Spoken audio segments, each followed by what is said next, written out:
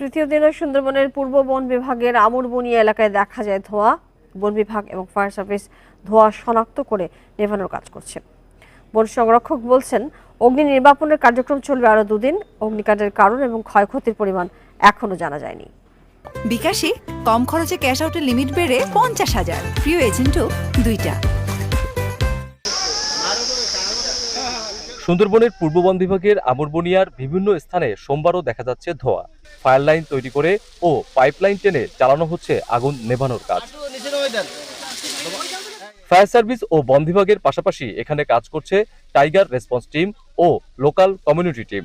আমাদের খুশে খুশে দেখা লাগবে যে আগুন আছে কিনা, পানি দেওয়া লাগবে নিজের হাতে। ওই ড্রেং দিয়ে বালতি ভরিয়ে আমরা পানি দিয়েছি যে কিন্তু দেখছে এতে কোনো কাজ হয় না। এরপর তো ফায়ার সার্ভিস আসলে। ফায়ার সার্ভিস বলছে প্রায় 2 কিলোমিটার এলাকার আগুন নিয়ন্ত্রণে আনতে তাদের 6টি ইউনিট কাজ করছে।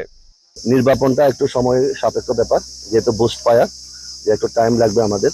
হয়তোবা আমরা একটু অবজারভেশনে থাকবো কিছু কয়েকদিন, এরপরে আমরা নির্বাপনের দিকে যাব।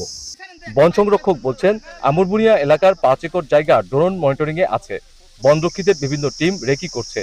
যেখানে আগুনের ধোঁয়া দেখা যাচ্ছে সেখানেই পানি দেওয়া হচ্ছে। তো সকাল থেকে আসলে খুব বেশি আমরা ওই আগুনের কিছু আমরা দেখতে পাইনি। 2-1 জায়গায় আমরা সকালে ড্রোন মনিটরিং করেছি। ড্রোন মনিটরিং এর মাধ্যমে শুধু একটা জায়গায় আমরা ধোঁয়া দেখতে পেয়েছি, সেটাও কিন্তু আমরা পরবর্তীতে নিভিয়ে ফেলেছি। সুন্দরবনের আমুরবনিয়া এলাকার বহু বলাগাছ আগুনে পুড়ে গেছে।